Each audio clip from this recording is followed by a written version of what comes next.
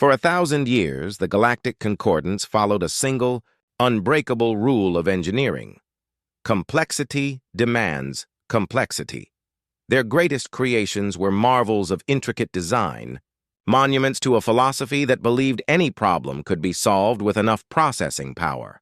The architects of this idea were the Vex, an ancient race who saw the universe not as a canvas, but as an equation. But their greatest failure, the dying Superstation Varthus 9, was about to teach them a new rule, one forged in rust, desperation and forbidden human ingenuity. This is the story of how one human, armed with little more than junk, taught an entire galaxy about the terrifying power of keeping it simple.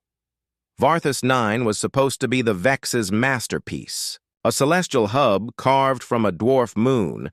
Its systems were governed by a quantum network so interconnected, the station acted less like a machine and more like a single, thinking organism. Its fusion core was regulated by algorithms so elegant, only a Vexian savant could even begin to understand them. To the Vex, it was perfect. And when it started to fail, that perfection became its curse. The failure was a cascade. It started small, then became catastrophic. A tiny energy fluctuation in one system created a logic paradox in another. The quantum network, designed for perfect harmony, began to argue with itself. It was basically a digital autoimmune disease. Elegant systems got locked into feedback loops, each trying to fix a problem that was being caused by another system's fix. Life support, a complex ecosystem of bioorganic filters, started to suffocate on its own efficiency. The fusion reactors began to fluctuate wildly. The Vexian High Council ran simulations for 3 full years. They consulted their most ancient engineering texts. The conclusion was always the same. Varthus 9 was a lost cause. The very complexity that was its strength now made it impossible to repair. Fixing one system meant destabilizing 10 others. The only logical thing to do was declare it a total loss and get out. Lost in the cold math of the evacuation was Marcus Chen, a human exchange engineer. The Vex thought of humanity as a curious, almost primitive anomaly. Humans were masters of brute force. Their technology was laughably simplistic. They built things with backups, with fail-safes, with big, clunky physical overrides. They used thick, ugly copper wires where elegant data light streams should be. They bolted things together. To the Vex, this wasn't just bad design. It was proof of a primitive mind. When the evacuation order came, Marcus was in a deep-level conduit, wondering why a quantum computer was being used to regulate the temperature of the drink dispensers. His Vexian counterparts called it holistic integration. Marcus called it insane. The official record says his transponder malfunctioned, that he was overlooked, an unfortunate but statistically acceptable error. Marcus knew better.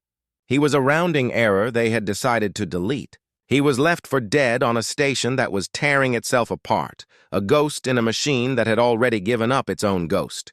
To the Vex, it wasn't cruel. It was just the most logical outcome. After all, a fragile human could never survive. For the first 12 hours, Marcus felt the cold dread the Vex expected.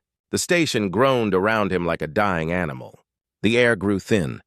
But as the last of the main lights flickered out, leaving him in total darkness, desperation gave way to a uniquely human emotion, pure, stubborn anger. The Vex saw an unsolvable equation. Marcus just saw a broken machine. And you can always fix a machine. First things first, air. The Vex life support system was a useless work of art, but Marcus had studied the station's original schematics. Buried in the walls, decommissioned and forgotten, was the original human-built E-system. To the Vex, it was a relic. To Marcus, it was a lifeline. It wasn't elegant, it was a mess of chemical scrubbers, oxygen tanks, and dumb valves, all built with triple redundancy. He spent a day prying open panels and physically rerouting power, bypassing the station's deadlocked brain entirely. As the system roared to life, the dying Vexian AI sent a final garbled message. Procedural violation. Illogical. With a hiss, the air cleared. Next, he needed power. The fusion reactors were on the edge of a meltdown because the Vex control system was trying to solve the instability with quantum modeling. Marcus looked at the chaos and saw a plumbing problem. He manually dampened the reaction chambers, rerouted power through shielded conduits, and applied some brute force calculus to the stabilization equations. It was messy. It wasn't perfect, but it worked. The reactors settled into a stable, if slightly less efficient, output. He couldn't do it all alone. He found a hangar full of broken Vexian maintenance drones. He couldn't fix their scrambled quantum cores, but he could strip them for parts. He took their manipulators, power cells, and thrusters, and jury-rigged them into his own army of drones. They were ugly, stupid, and single-minded. One was basically a wrench with a thruster. Another was a flying welding torch. They were an insult to Vexian design, and they were the best team he'd ever had. With his new crew, Marcus got to work. He treated the station not as one big entity, but as a bunch of parts. He tore out delicate data networks and replaced them with miles of shielded cable. He disabled the central AI and built a decentralized network using the processing power of the comms array and his own data pad. It was technological heresy, but his simple diagnostic program ran circles around the catatonic alien OS, bypassing firewalls with tools he'd literally made from scrap. 6 months later, a Vexian patrol cruiser, the Logic's Edge warped into the sector. Its mission: observe the final decay of Varthus 9. Instead, their sensors started screaming with impossible readings. Varthus 9 wasn't a dead hulk. It was blazing with power. Its energy signature was not only stable, it was stronger than its original output.